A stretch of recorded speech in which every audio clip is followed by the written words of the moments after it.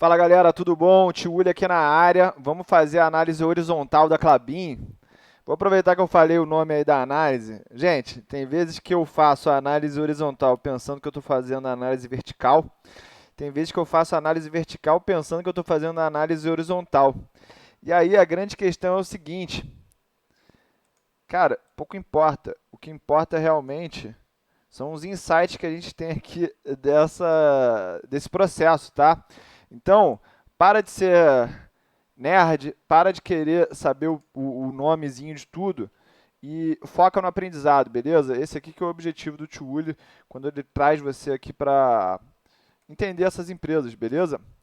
Então, vamos botar aqui tudo isso em amarelo. Lembrando, essa planilha ela vai diretamente para os meus alunos do curso Segredos de Família, para os meus alunos do curso Factor Investing, para os meus mentorados também, para os meus close friends e para a galera da comunidade de investimentos do Tio Uli lá no Facebook, tá? Comunidade essa aí que já está com mais de 1.300 pessoas. Vou aqui mostrar para vocês, já mostrei, né, claro, fazendo na prática, sempre esse é o foco do Tio Uli, como que a gente analisa as empresas conforme o seu desenvolvimento ano a ano. Então, o que eu fiz aqui? Nessa célula W3, eu peguei o seguinte, eu peguei o ativo total de 2019 da Klabin e comparei com o mesmo valor, com a mesma informação no ano de 2018. Então a gente vê aí que o ativo total da empresa cresceu 18%, a média nos últimos 5 anos era de um crescimento de 15% ao ano, então não foi nada muito agressivo. Grande parte dessa mudança ela veio desse valor aqui, ó, que a gente está vendo, que cresceu em média 21% nos últimos 5 anos, mas nesse último ano cresceu 50%, que foi o ativo circulante. E o que fez o ativo circulante crescer nesse ritmo foi justamente o incremento aí de 79% no caixa e equivalente. Passou de 5 bilhões 625 para 10 bilhões, tá? Conforme um dos meus seguidores aí pediu, e eu vou tentar escutar esse feedback, tá? Eu vou focar principalmente nas contas aqui mais importantes, que é ativo circulante, caixa, contas a receber, que cresceu 13% no último ano, os estoques que cresceram 40% no último ano. Só para você ter uma noção, em média, nos últimos 5 anos, esse crescimento dos estoques, que chegou aí a 1 bilhão 460 em junho de 2019, teve um crescimento aí de 17% nos últimos 5 anos, tá? Então, a empresa acelerou bastante os seus estoques, acelerou bastante o crescimento do seu caixa, tudo isso para fazer frente ao projeto Puma 2, que ela vai investir 9 bilhões e 100 mil reais e vai conseguir economizar 900 milhões de reais em incentivos fiscais aí, tá? Outra coisa importante que a gente tem que trazer aqui é o seguinte, os imobilizados, imobilizado aí é uma conta relevante da empresa, chegou aí a um valor de 12 bilhões 664 milhões em junho de 2019, uma evolução de 2,98% em relação ao ano passado. Na média dos últimos 5 anos, o imobilizado da empresa cresceu em 17% ao ano, tá? O capital de giro ele teve um incremento de 81%, passando aí de 6 bilhões 739 para 12 bilhões 253. Para quem não sabe e não lembra, o capital de giro é o ativo circulante menos o passivo circulante, simplesmente isso, tá? Quando a gente vê aqui o passivo circulante, a gente vê que ele caiu 10,23%. Por isso aí que a gente viu um incremento tão grande do capital de giro, porque o ativo circulante cresceu 50% e o passivo circulante caiu 10%, ele diminuiu em 10%. Grande parte disso, acredito que tenha sido de uma economia que a empresa fez, principalmente nessa área aqui de empréstimos e financiamentos. Os empréstimos e financiamentos caíram 24%, de 1 bilhão 2 bilhões 198 para 1 bilhão 665 milhões, tá? Grande parte desse financiamento ele foi diminuído aí na parte que não inclui os debêntures, tá? As debêntures, quer dizer, as debêntures elas até cresceram 676%, passou de 61 milhões para 479 milhões. O total de financiamentos, ele inclui aí notas promissórias, ele inclui financiamentos direto em produção de linhas aí da Sudene, Sudan, sei lá, o que tem aí de plano governamental, mas algumas empresas têm isso. A gente teria que abrir as notas explicativas para se aprofundar nisso, mas não é o objetivo desse vídeo, beleza, gente? O passivo não circulante, que é a diferença do passivo total menos passivo circulante menos patrimônio líquido, ele cresceu 29,7%, passando de 19 bilhões 193 para 24 bilhões 907 milhões. Esse incremento aí de 5 bilhões, ele foi quase que exclusivamente aqui na rúbrica de total de empréstimos e financiamentos de longo prazo. Passou aí de 17 bilhões 293 para 22 bilhões 936. Para você ter uma noção, a taxa de crescimento do total de empréstimos e financiamentos de longo prazo da Klabin nos últimos 5 anos foi de 29%, e nesse último ano ela apresentou um crescimento de 32% nessa rúbrica. Grande parte disso veio aí de financiamentos normais aí, de longo prazo, tá? E a gente teria que abrir aqui mais uma vez as notas explicativas para entender do que é composto esse financiamento. Eu não estou me aguentando, eu vou ter que abrir essas notas explicativas para te mostrar na prática como que a gente acha esses números e encontra essas informações. Blu, blu, blu, blu, blu. Apertei errado. Isso aqui, demonstrações financeiras de curto prazo, tá? Então, as notas explicativas, elas começam no 34, na página 36, na verdade. Então, ó,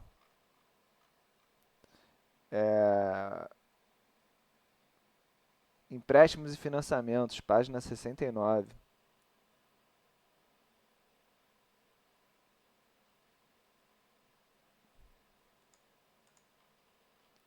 Empréstimos e financiamentos. Ativos biológicos.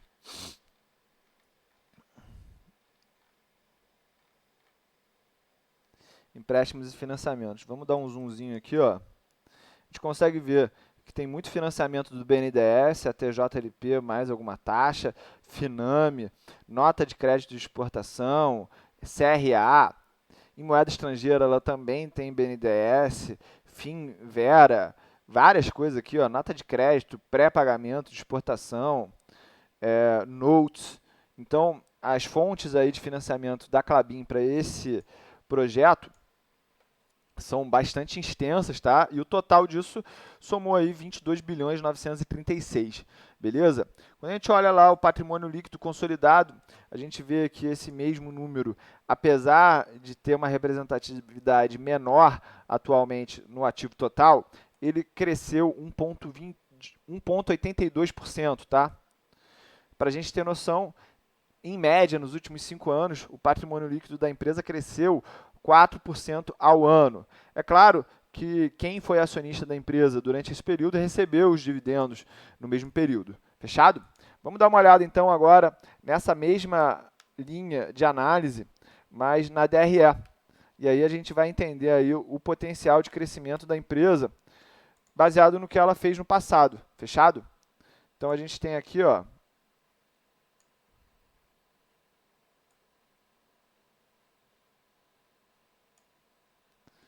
fizemos as informações, trouxemos elas para cá. A gente vai iluminar isso aqui de amarelo, fluorescente, tá? Então a gente vai ver que a receita líquida da Klabin cresceu aí no último ano 19%, a média dos últimos 5 anos foi de 15%, então a empresa acelerou ainda um pouco mais esse crescimento. A gente vai entender se o lucro bruto cresceu nessa mesma proporção. Na média dos últimos 5 anos, o lucro bruto, que é a receita líquida menos o custo do produto vendido, cresceu em média 12% nos últimos 5 anos, chegou nesse último ano aqui, cresceu 35%. Isso já parte de uma base que já tinha crescido 36% relacionando 2018 a 2017, tá? Aqui são coisas que eu gosto de olhar. Por exemplo, despesa com vendas cresceu num ritmo abaixo das receitas. Despesas administrativas cresceu ainda mais abaixo do que as receitas. Isso aí vai gerar um crescimento do EBIT, na minha expectativa, maior do que da receita. Porque se ela economizou nas despesas e o lucro bruto já tinha crescido num ritmo maior que as receitas, natural a gente ver esse número aqui do EBIT, que é o lucro operacional, crescendo 53%, tá? Só para a gente ter uma noção, em média, nos últimos 5 anos, essa empresa apresentou um crescimento do seu EBIT de 14% ao ano. Quando ela chega aqui crescendo 53%, talvez dê a impressão de que a empresa ela está entrando num ciclo virtuoso de crescimento, de rentabilidade. Mas é sempre bom lembrar que a Klabin faz parte de um setor cíclico. A commodity, a celulose, ela tem altos e baixos devido às variações de oferta e demanda. E aí a gente pode estar vendo a empresa num ciclo positivo. Isso quer dizer que em algum momento ela vai ter um decréscimo aí do seu EBIT, assim como ela apresentou aqui, ó, ela cresceu um ano, decresceu o outro, cresceu um ano, decresceu o outro, cresceu um ano, cresceu de novo. E aí, o que vai acontecer para o ano que vem? A gente tem que estar de olho nisso, porque isso pode ser a explicação de um fenômeno que aconteceu com a Klabin, que foi o seguinte: nos últimos meses, desde aqui de... vamos pegar desse ponto.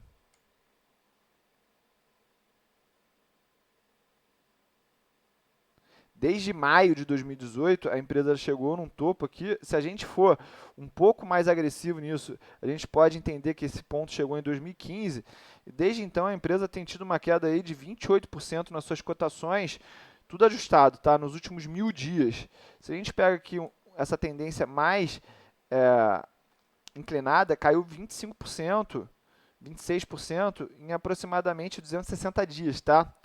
Então, existem investidores que acham que isso é uma tendência que vai perdurar. Tem outros investidores que já acham assim, não, essa empresa ela já está no seu fundo do ciclo das cotações, beleza?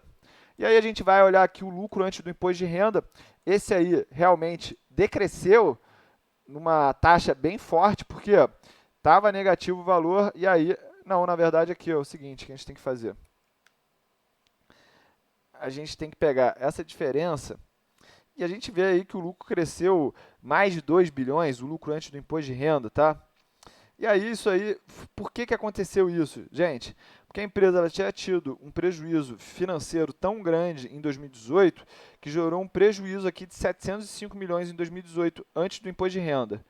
Agora, ela também teve um prejuízo bilionário de 1 bilhão 568 na parte financeira, mas ela teve um EBIT de 2 bilhões 967 e ainda sobrou 1 bilhão 399 aqui para a empresa fazer aqui alguma coisa, né? Que normalmente é reinvestir o seu próprio capital na sua própria atividade. E aí, quando a gente olha o crescimento do lucro líquido, a gente vê que a empresa saiu de um prejuízo de 522 milhões para um lucro de 836 milhões, comparando 12 meses contra 12 meses, findos aí em junho de cada ano, beleza? Quando a gente olha o EBITDA, que a gente já percebeu que é uma métrica menos volátil, a gente pode observar que a empresa ela cresceu 31% o seu EBITDA. Ela teve uma média de crescimento de 13,27% nos últimos 5 anos, e aí acelerou ainda mais essa métrica nesse último ano. O NOPAT, que é o Net Operating Profits After Taxes, que seria o EBIT, subtraindo o que a empresa pagou de imposto de renda, cresceu 16%. No ano passado, em relação a 2017, ela já tinha crescido 75% e ela continuou com esse crescimento de 2 dígitos aí para a empresa, nessa métrica que é muito importante na hora de fazer valuation. Para a gente ter uma noção, a média dos últimos 5 anos do NOPAT foi de crescer 19% ao ano em média. Chegou aqui 16%, lindo esse resultado, tá? E aí a gente vai chegar que a empresa, ela realmente está gerando muito caixa na parte aí operacional, beleza? E agora ela só gerenciar como que ela vai, de alguma forma, gerenciar essa dívida que está cada vez maior. A gente não chegou a botar o endividamento líquido da empresa aqui, mas eu vou botar só para a gente ter uma noção, tá? Bruto.